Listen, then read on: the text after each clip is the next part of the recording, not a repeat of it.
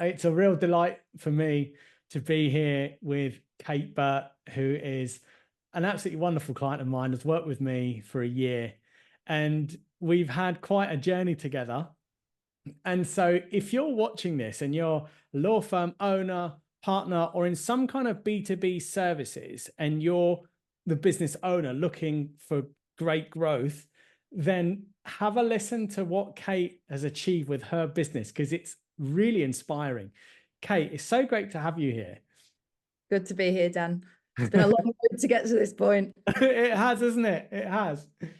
Can you just let the viewer know what is it? What do you do? And who's your client? Sure. So I'm a solicitor myself, over 20 years experience in the legal sector. My business is actually helping other law firms, other solicitors to be compliant in a very highly regulated environment. So our client base spans from sort of your sole practitioner law firm all the way up to actually top 10 UK law firms, international law firms as well, and everything in between. So we work with a sort of the full spectrum really of law firms in the UK. Yeah, brilliant. Yeah, you've built up a great name for your compliance skill and knowledge as a team. It's really great. So even before you knew of me and knew that I existed, like, what were you dealing with at the time? So it's the typical scenario where you have a technician who's very good at what they do, and they think, wow, I'm gonna go out on my own and bring this to the world, and really the little engine that could, if you like. So I was essentially, the journey was that I was consultant on my own, servicing a number of different law firms, initially as an in-house head of risk, but then I thought, I want to expand this. I want to start adding to my team to bring this service to more firms. And at the point that we met, or I was seeking you out, I had some success in getting my name out there, some success on having a few little helpers there, to sort of grow this, but I wouldn't describe it at all as a proper business, as in a bricks and mortars business, or even an established business at all. I was still very much a consultant who is now starting to have helpers, and the work's starting to come in. I was How many were in your team at the time? When we first spoke, I had a part-time consultant and that was it actually to start with. And so you were doing everything else? Yeah, just 1 second. What was the turnover last year? 1 second, sorry, Dan. That's all right.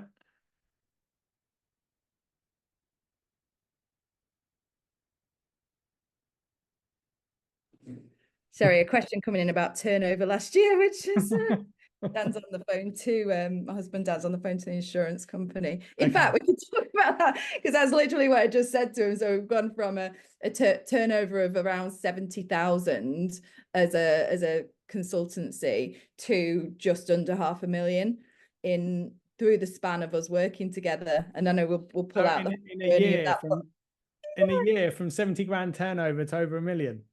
Wait, to just under 500,000. Okay, just under 500,000. Okay. Yeah. So it's sort of opportunity, like time wise, he's come in and just say, what was the turnover last year and this year's like planned for this session, but nice. No. Yeah. So just to dig into a little bit more there, Dan, about the sort of where it was there, it was very much, and in fact I've got photographs that I took of myself, how exhausted I was at that time. Like literally, like I would have, so I was working in a co-working space at the time, and I would have 3 or 4 laptops on my desk, and literally I'm doing this for different clients, doing this and doing this and doing this. And it was almost like, in fact, someone at the co-working space said to me, I have never seen anyone work as hard as you. Like you're the first in, you're just like on the phone, I'm like like the one-man band who's got the trumpet going, I've got the band going, I've got the like kicking something to the table to make the music. But that's the reality of it, was that by pure like grit, hard work, I've got to the stage where I'm servicing clients, they're happy, but I'm deteriorating. Yeah, wow. I'm deteriorating. And it was at that point I said, right, all this work's coming on the horizon. I need to step up as a leader and business owner. It's going to go from a sort of a small scale consultancy to a bigger organization. And I need to upskill to manage that. I don't want to fall flat on my face here. And that was the trigger point, that I thought, right, I'm going to engage with you, so that we avoid that. Okay. And when you then had the initial conversations with me, what was it that made you want to invest in one of my programs and work with me? It was the pain of getting it wrong, the pain of getting it wrong versus how the bright future if I get it right, and the difference between the two, and how much I was prepared to invest in getting it right. Got it. But what was it that gave you the confidence to invest in working with me? Originally it was where I first found out about you was I saw your interview with Vanessa Chalice. Okay. It may have even been her talking about working with you. Okay. And the results that she got. Yeah. Okay. Can you hear that? No, it's fine. No. Oh, fine. Okay. I can just hear some background noise. That's all right. This is a real interview. It is, Yeah. real loud. And the then, dog's out, so we're okay on that point. and then when we started working together, what were the kind of initial shifts that you saw starting to work? Initially for me, and this is what I knew I wanted to work on and where I wanted to get to, was a big shift for me, was not feeling guilt in not doing the technical work or giving that to someone else. And I think that's something a lot of solicitors struggle with, is seeing your worth as doing the legal work. And where I knew on a sort of intellectual level that as a business owner, I need to jump into being a business owner and not just a technician. I needed to embody that and feel that, and not feel guilt for not being the person that's delivering the work all the time. And our work together, it was almost like you're holding me to account to let go of that. So there was actually another voice, a stronger voice saying, if you're not doing that, you're harming your business. So that was a massive shift for me to, whilst I knew it intellectually, to embody that and think, no, actually I'm doing the right thing for my business by allowing someone else to do it and actually focusing on other things, rather than feeling like if I'm focusing on other things, I'm not focusing on my professional business, because we're kind of, as lawyers, we're trained that our worth is in our legal work. Interesting. Yeah, great. And then what other challenges did you have, like, at that stage in your business? Like, because at this point you're starting to take on more work and you're starting to delegate it away, but what were some of the skills that you learned that made it possible to not end up being snowed under as such, whilst your team takes over the strain and runs with it? I think the real key one is telling, like, you always wanting to be that solution finder. So telling the team what to do or how to do it, or if there's a question, almost like emptying my brain knowledge into them to help them, thinking I'm helping them, when actually, if you allow them to come up with their own solutions, that will stick more, and I will become less the person that's needed for them to get to the right answer. And brilliant. where you get the bottleneck. Yeah, so that's a distinction, not advising but leading.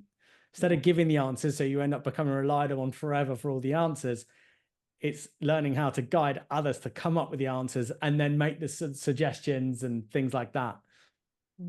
Yeah, that was actually a problem actually prior to working with you, in that because I was so incredibly busy, that perhaps one of my consultants would send me something and fill up my inbox, and I'm never going to can't get to it, because I mean, you imagine the scene, like playing off 3 or 4 different laptops. I'm not get into it. So that's a bottleneck.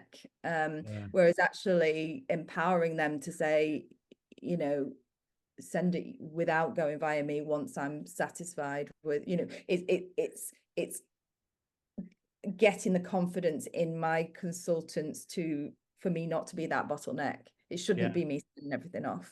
Yeah, brilliant. Yeah, really good. Really good. I think the listener here, if they're a law firm owner, they're probably thinking, but how do you delegate away the work from clients that have worked with you for years onto somebody new?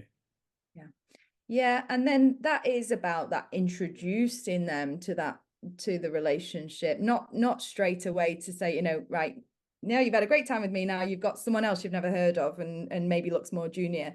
It's more getting them onto a call, your other person, other team member onto a call with them and allowing them to build some rapport with the client. So to start off with 3-way calls then. Yeah, 3-way calls, allow them to, or in person as well. We did that as well. Yeah. Because essentially the clients work with us because they like us and they know us and they trust us. So we've got to get them to a position where they know, like, and trust the other team member. So that introducing it in a safe way where I'm still on the call and they're on the call as well, or in person, and then allowing that team member to say something that's really smart or say something that's really, you know, value add, that then the client sees them as approachable but also knowledgeable and authoritative in a setting where I am as well. Then once that confidence is raised with the client, then you kind of step back from the relationship and allow that to continue with the team member. Yeah, brilliant, really good. And so after a year, how many in your team now? I think we've got 9 on the payroll, another 5 consultants. Okay, yeah. We've got a fairly hefty payroll. Payroll now is more than I used to get paid in a year as a junior lawyer, which is frightening, because in fact, when we first started working together, or when I first reached out to you, I didn't have any employees at the time and I didn't want any. And I just saw it as too much of a risk. Like, I can't be on the line for someone's mortgage. Like, it just seemed like a massive risk and leap to me. But somehow over the last 12 months, my threshold for risk, or my threshold for, you know, what's scary, has shifted massively, to the point that, I mean, our overheads now are, I won't, you know, I should say it's a significant amount, more than I would get paid in a year, than I would get paid in a year. Yeah, sure. But what is it like? Do you sleep well at night now? Yeah, no, I've got no issues with sleeping or of anxiety about. So obviously you've got, like, everything's really handled well. So with that amount of outgoing, like, what is it that you have in place that enables you to now lead such a profitable, successful business? We've got a very, very strong team. Okay. Yeah, essentially, when I first started recruiting, I didn't start with, and not to sort of take away from this role, but sort of like a junior admin, you know, the cheaper end of the role, although they've massive amount of value, not taken away from that. But I didn't start with that kind of recruitment. I had a direct ops director was my first employee. Operational director who's on a significant salary full time is what I started with. And did they directly be able to take over your workload? No, so that was quickly followed by an appointment of a technical director, who's Gavin Ball. A lot of people. Gavin, amazing guy. Yeah. In fact, you knew about Gavin. So then that was the turning point. When you employed Gavin, you then had somebody you could directly delegate your heaviest skilled work to. Yeah, exactly. Yeah. And I think you may recall this, although it's maybe a distant memory now, is I'll say, when Gavin comes, when Gavin comes, when Gavin comes, yeah. So when Gavin comes, and that was a sort of a theme for a number of weeks. I think Gavin was on a 3-month notice period. I'm like, Gavin's here now. But that was it. We did have consultants that I was able to delegate to, but it was really the significant turning point for us as a business was the employment of a technical director, one that he could take over everything, literally everything. There's nothing that I could do that Gavin couldn't do. Yeah, So that brilliant. was amazing. Brilliant. Yeah, it's really great that you did that. And I've definitely seen now a pattern with all my clients. The turning point for them is when they employ somebody to directly take over their heaviest billing work. Yeah. Yeah. Yeah, Yeah. really good. Yeah. And also what it did for us as a business was, because Gavin's very senior, very respected, got, you know, incredible career ahead of him. And he's, you know, coming in wanting, you know, I'm like, wow, like this is choice point time. Are we doing this or are we not doing this? Because it's such an early stage in our business for such a significant hire, that the stakes were high at that point for Gavin as well coming in, because you know, he put his trust in us as much as we put our trust in that this was going to work. And sort of, what are we now, almost exactly 12 months on, and Gav's flying, he's doing brilliantly. And but I think that was really a game changer for us, that senior hire, and putting that faith in ourselves that, do you know what, we're not playing small, we're not playing. I think that's key. A lot of business owners, they try hiring somebody to do, you know, virtual assistant work or little bits of admin work here and there. But in the end, they're still facing this mountain of work that's just overwhelming. And it's only when that gets shifted off their plate that then they have the freedom to then start doing all the recruiting, business development, and everything else that goes with it. Is that what you found? Absolutely. I think that it wouldn't have touched the sides for us to get a VA in, or, you know, admin support. Even if it was full-time admin support, it wouldn't actually take anything off my plate, really. It might help me work more efficiently, but in terms of the heavy lifting of the work delivery, that wouldn't have helped. Yeah, great. Go big or go home, as they say. Go big or home. It's exactly that, and that's still the mantra we live by. Like we're in the process of making some really big decisions right now, and it's exactly that same energy, but even on a bigger scale, which I'm sure, you know, hopefully it all comes off, you'll see in the weeks to come. But it's that same mentality. Are we doing this? Or are we not doing this? Are we going big or are we going home? Like, we're doing this, otherwise there's no point even bothering. Yeah, and that's brilliant. Kind of unique, I suppose, unique approach to business is we're gutsy. Yeah, love it. Love it. So you've spoken about the revenue increase. It went from like 70,000 to nearly 500,000. So what percentage increase is that? I think it's over 400%. Yeah.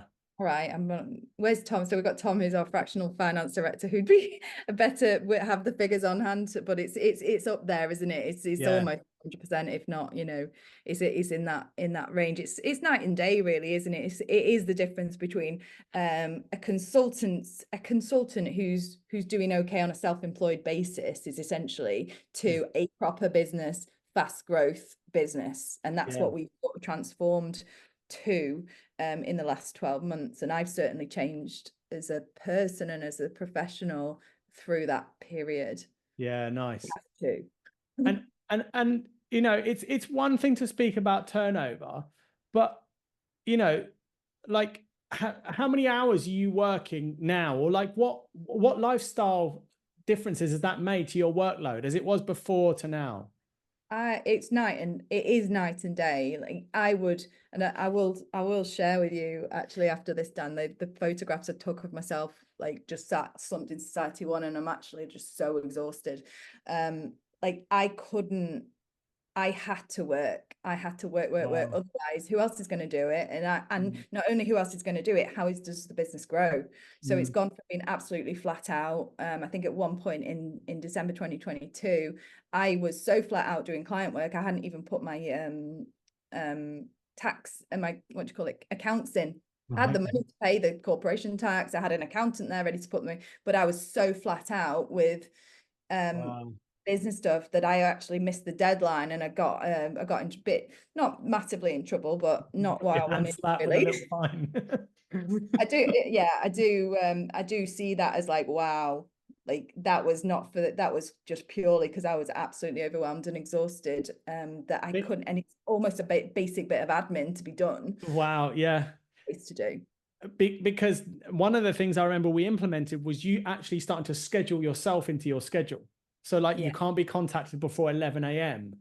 and then you finish work at a certain time, you can't be contacted then. And you also went on your first real holiday without a laptop, didn't you? Yeah, yes, and that's coinciding with having that strong team in place, because when you don't have that and you don't have that infrastructure and it's all on you and no one else can pick it up, then you can't afford, you can't, there's no Yeah. space to go on holiday. So we went to Mallorca last year. So we had Justin in covering operations, we had Gav covering, all the technical. I think by that point we'd also hired another analyst as well. And so actually it was completely covered. I didn't have to even check in to see Wow. what was happening. Like, So and when I got back, yeah, there was so much, it'd been plain sailing, and they'd won more work, they'd delivered work, all the clients were happy, and and also they'd done speaking engagements as well. So like Yes. really not needed. Wow, amazing. So not only have you increased your revenue by over 400%, your workloads have come down a lot. They're manageable, you enjoy it. And Yeah. would you say the profitability's gone up as well? Obviously, you don't need to give a figure. Yeah, yes, although it definitely, in terms of the work that's coming in and the more profitable work that's coming in, but also as a strategy, we're reinvesting that. We always reinvest that profit into growing the business. So it might be the bottom line doesn't look incredible, but actually, look, we've got premises, we've got infrastructure, we've got, look at what, we're putting on this event, and it's we're very much a growth mindset as opposed to, and this is a completely different profit, yeah. We could do that, but the money's coming in and we're using it in a way that benefits our business massively. Yeah, and I get it. And I remember when we had this conversation, it's like, well, here's a new amount that you could pay yourself, and here's what some of the other senior members you could, and you could have done, but you just chose not to and chose to invest it back in the business. So yeah, and we're still on that. But if there's any spare cash, how can we grow the business? At some point, I would like to move house, and I would like to, and that's all. I mean, we could make that decision now, absolutely. But the choice, it's a choice, isn't it? Of actually, I want to do everything I can at this business to make the maximum growth in a set period. So brilliant, really, really inspiring. It's so great to hear, of your journey now with the other side of it and everything that you've experienced. If somebody's watching this and they're like a law firm owner or partner who is overwhelmed with their workload and trying to do a lot of billing work themselves, what advice would you give them? I think it's when you're in it, it's all consuming, and you feel like, and this is not just law firm owners, but fee earners get this as well, is that it's so overwhelming, you can't actually visualize a scenario where it's not you doing it. So stepping back, taking some time out to get some perspective, to realize actually there is another way, and actually allowing other people in to support actually might deliver a better service for the client. I think often with solicitors, especially when we're close to the work, we feel like we know best. Only we can do the work this well, and actually no one else can do the work as good as we could. But that's not that, in my experience, that's not the case. That actually, if we get that perspective and step back and allow others in, that actually not only can they do as good as what you can produce, but often they can do it better and more quickly. So it's having that faith in others and not feeling it's completely all on you. Yeah, brilliant. If you were to sum up, like, what's the one skill that you've gained from working with me that's had the greatest impact on the quality of your life?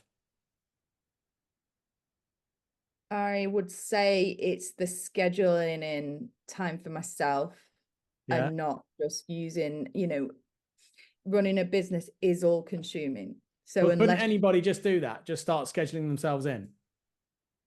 Couldn't they just do that? Yeah. Well, yes, they could do that, but in reality, they won't do that. Okay. Because I never did. And in fact, it was probably 9 months in.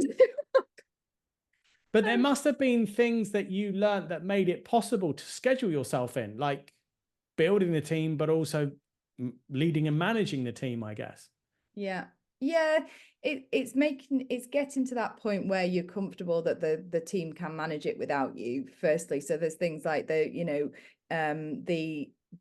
weekly feedback with the team members to ensure that there's that sign off that they needed happening, so they don't need to keep contacting you through the week. So weekly one-on-one calls was effective. Yeah, weekly one-on-one calls with my scenario.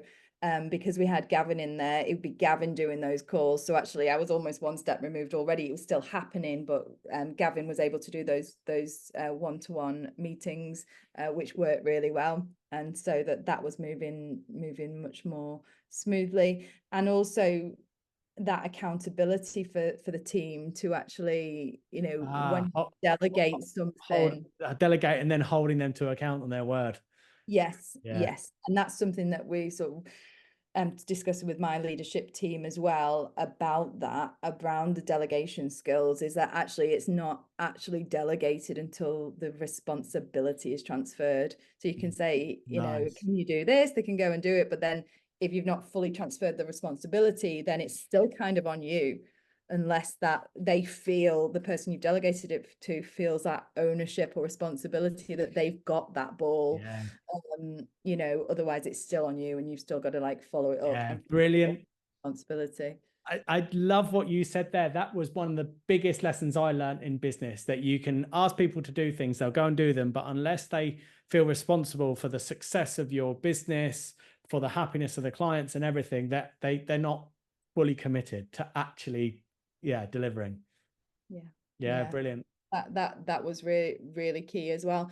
And also having difficult conversations, actually. And I know there's so many, I'd love to see a highlight reel of all the stressful scenarios that came up in all the weeks, but having those really difficult conversations with people, whether that's a team member or a client even. But I think it was really good for me to have you as a sounding board, even for me to just rant at you for which did happen sometimes, and then by the end of it we'd have a solution. But I found that really valuable, to have that critical friend to bounce ideas off, and I'll just not necessarily come with anything prepared, but just to be graphic, vomit what's going on, was actually really good for me. So it's the process of unburdening what's going on, and then having someone that firstly is listening and receptive to you, and being actually holding a space for that sort of download, and then asking questions around, or even and offering solutions or different ways to maybe approach things which perhaps I'd not got to, or you sort of validating my approach. And I found that really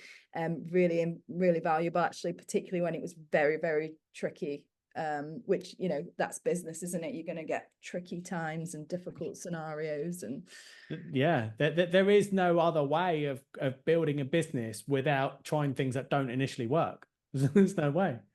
And I think at some point it is almost one particular issues, and saying, right, Dan, I've done this and I've done that and I've done this, and we've followed what you've done. He's like, and you'd be like, well, yeah, you have, and you're not the issue, someone else is the issue. And I thought that was really helpful, actually, because you can go around and kind of go around and say, good point, really done everything.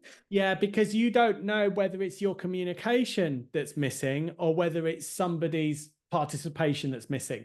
So once you know that your leadership as management is in, clear requests, accountability, not advising, leading, all those other things, and we knew you were practicing those, and they're still not showing up or delivering, then we knew it was about having conversations with them about their performance on a weekly one-on-one to then elevate those numbers. And it ultimately all worked out in the end. So brilliant. So great. Well, look, thanks so much for this. And if somebody's watching this and they're interested in possibly having a conversation with me, what would you say to them? I'd say definitely have the conversation, because I think even that just conversation you probably get some insights from that call. And in fact, I've even mentioned to people, do you know, who are in a position, have a chat with Dan, because at least you know your mindset about that will change. So have the conversation first. But in terms of moving forward, I think like consistently week on week, you've always shown up, you've always been like so professional and so sort of patient, and always got that sort of good strategy, really good strategy that really understands business and people, that can actually sort of change your mindset about how things are, which is so valuable. Wow, thank you so much. And if somebody's on the fence about investing in one of my programs, what would you say to them? I think look at why you're on the fence about it. To be honest, I think it's understanding why you're on the fence. Is it because you don't think it'll work for you? Is it because you know, whatever that reason is? But from my experience, having worked with you, you do deliver what you say you deliver. So Wow. it's about being ready to put the work in, to be honest with you, because I think, and that's why I say the reason why you're on the fence, is it because you don't want to, you're not ready to make that change. So I think that introspection, say, am I ready to make that change? And if it is, then it's something definitely to go for. If you're not ready, then you know, that's a different Come back in a year. Yeah. Yeah, exactly. Come back in a year. And in fact, going back to that, Dan, is when before we started working together, we had an initial discovery call about 6 months before. I was blonde at the time. I think we've got the footage of it. And I always knew I wanted to work with an executive coach. I always knew I wanted to work with a coach at some point. It's on the bucket list. But where I was in my business then, I was doing all different things. I wasn't anywhere near being able to bring anyone to that team. So although I knew I wanted to work with you, that was probably the wrong time for me. It was, because some of the strategies, you've got to have somewhere, you've got to have an outlet to put it anyway. So even if I think what I'm trying to say here is, even if you're not ready for that, the whole journey that we've been on in your business, it's worth having the conversation, because when you are ready, then you can move things along. Because that's exactly what I did. I knew there was something in it to have that initial conversation, even though it was premature for me. And then, of course, the six months later, the time was perfect, and we'd already done the getting to know you, and me understanding what the offering was and what I wanted out of it as a business. Yeah, brilliant. Thanks so much. I can't thank you enough for having put your faith in me, invested in me, and given me the opportunity to be part of your journey to success. I've absolutely loved it. And you know, just for the listener, you've now invited me to lead roundtable discussions on management, leadership, delegation at your events. So I'm really looking forward to us continuing collaborating in different ways. Yeah, just the beginning really, Dan, I think. Thanks so much. So yeah, if you've watched this and you've gained some great insights and you'd like to find out more, just reach out to me, and who knows, now maybe is the time for us to also work together. Kate, thanks so much. Take care. Thanks, Dan. Cheers. Bye.